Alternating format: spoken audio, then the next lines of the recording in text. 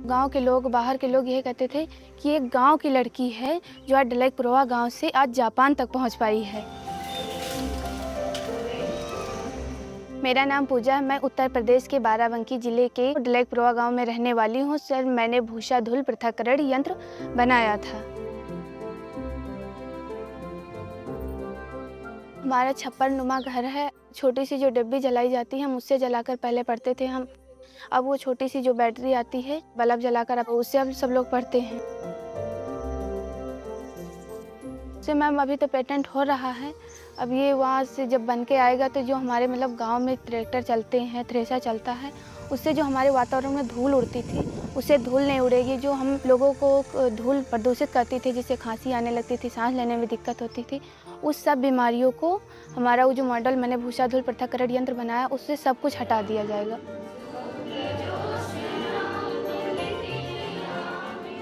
ये कहानी है 17 साल की पूजा की, जिन्होंने हालात के सामने हार नहीं मानी और एक सपना देखा।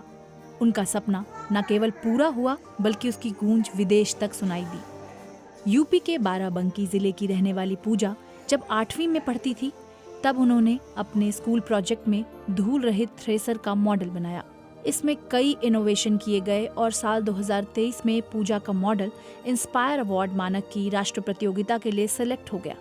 इस प्रतियोगिता में पूरे भारत से 60 प्रतिभागियों को राष्ट्रीय स्तर पर विजयी घोषित किया गया, जिसमें उत्तर प्रदेश से पूजा अकेली थी।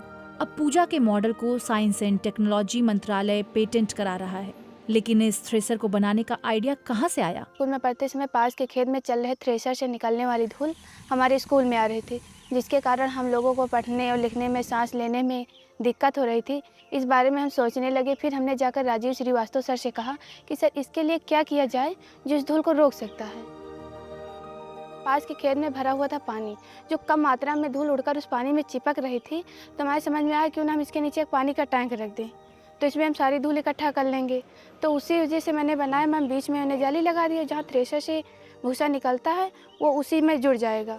जब भूसा तेज हवा के साथ अंदर जाता है तो उसमें सामने लगी जाली से टकराकर भूसा नीचे गिर जाता है, और पीछे एक पंखा लगा, उसकी सहायता से भूसा उपकरण के बाहर चला जाता, और जो उसमें की धूल है उस पर निकल कर उसे नीचे रखे पानी के टैंक में इकट्ठा हो जाएगी। पहले कागज़ का बना रहे थे लेकिन उससे नहीं बना, फिर लकड़ी का बनाए। लकड़ी में भी पंखा लगाना था, जाली लगाना था, उसमें नहीं बन रहा था। तो फिर जो पुरानी टीन होती है मैम, फिर उसके वहाँ जाके वेल्डिंग वाले के यहाँ हुआ, तो जैसे बनता था ये तो वैसे वैसे बताते थे। फिर जहाँ वेल्डिंग करना था तो वेल्डिंग करते थे। तब मैंने ये बनाकर प्रोजेक्ट तैयार किया है। पूजा को मिलाकर उनका 7 लोगों का परिवार है। पिता दिहाड़ी मजदूरी करते हैं और माँ स्कूल में रसोइये का काम करती हैं। जब हम बना रहे थे तो गांव के लोग, बाहर के लोग जो जान पाए कि मतलब ऐसा कुछ कर रही हैं, तो सब लोग यही कहते थे कि ये मतलब क्या दिमाग अपना लगा रही हो, क्या पैसे खर्च कर रही हो, इसमें तुमको क्या मिलेगा। लेकिन मैम उन लोगों की बात मैंने सुनी नहीं। हम तो यही नहीं सोचे थे कि अपने हम यहाँ गांव से बाराबंकी तक जाएंगे। बस इतना सफदरगंज पढ़ने जाते थे, वो यही सोचते थे। सफदरगंज के आगे कहीं हम जाने को भी नहीं सोचे थे। मम्मी पापा हमारे यही बोलते हैं, कम है तो क्या हुआ, नहीं खाएंगे, 2 दिन नहीं खाएंगे, 4 दिन नहीं खाएंगे। मम्मी पापा रोने भी लगते हैं कि पढ़ लो, पढ़ने से सब कुछ है, नहीं पढ़ोगी तो कुछ भी नहीं है। पूजा के इस मॉडल को बनाने में उनके टीचर की भूमिका अहम रही है। बच्चे से पूछा जाता है कि आप अपने आसपास कुछ ऐसे परिवेश में कोई ऐसी चीज़ देखिए, अपनी कुछ समस्या ढूंढिए। 300 शब्दों में लिखना होता है और ऑडियो वीडियो बना करके भेजना होता है। यदि कोई प्रोजेक्ट बन भी गया है प्रोटोटाइप, तो उसको भी बना के हम डिस्प्ले उनको फोटो वगैरह भेज सकते हैं। और उसके लिए उनके साथ एक मार्गदर्शक टीचर लगता है, और पूजा के साथ मैं गाइड टीचर के रूप में जुड़ा, और मुझे खुशी है कि मैं गाइड टीचर के रूप में रहा और उसके इतनी दूर तक मैं ले जा पाया। ये योजना स्टूडेंट को साइंस और टेक्नोलॉजी के क्षेत्र में प्रोत्साहित करने के लिए लाई गई है और मॉडल बनाने के लिए विभाग से 10,000 रुपए की राशि मदद के तौर पर दी जाती है। जब हम इसके सार्वभौमिक परिणाम के बारे में चर्चा किए तो वास्तव में इस बच्ची का जो भूसा पृथक्करण मशीन इसने बनाया, उससे अगर देखा जाए कि अगर इससे हम निजात पा लें तो ऐसे बहुत बड़ी आबादी हमारी जो लंग्स की समस्याएं हैं उस बीमारी से निजात पा सकती है। इसी पर अभी भी काम हो रहा है।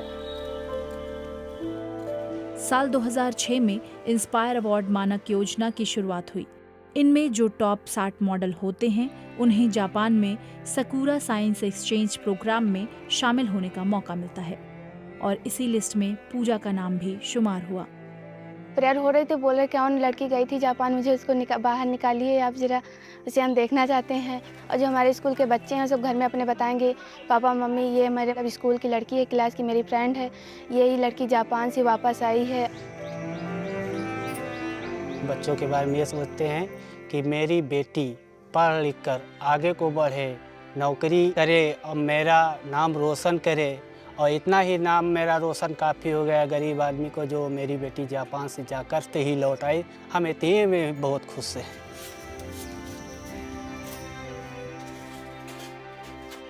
कि हम नहीं पढ़ पाए अपने मायके में, वहाँ भी बहुत गरीब थे, तो हम यही सोच रहे हैं कि अपने पैरन पर पढ़ लिख के खड़ी जाए, जितनी मजबूरी हमें झेलना पड़ा हमारे बच्चों को न झेलना पड़े। ये एक रोटी सुकून से खाएं, बस हमें खुशी है बहुत ज़्यादा, हमारी तो बीत रही है।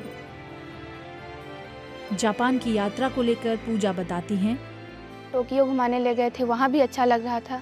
हर चीज़ वहाँ मतलब हल्की बारिश होती थी तो बस से जब उतरते थे मैम, बस से मतलब वहाँ घुमाने ले जाते थे, तो बस से जो बच्चा उतरता था तो उसमें से छाते लगे थे, एक एक छाता ले लेता था, उतर जाता था। और उसमें के जो ड्राइवर थे वो बहुत याद आ रहे हैं वहाँ के। अभी तो हम मतलब यही सोच रहे हैं कि इंटर के बाद कोई ऐसा व्यवसाय कर ले कि जिससे हमारे घर का खर्चा भी चलता रहे, हम अपनी पढ़ाई भी करती रहें।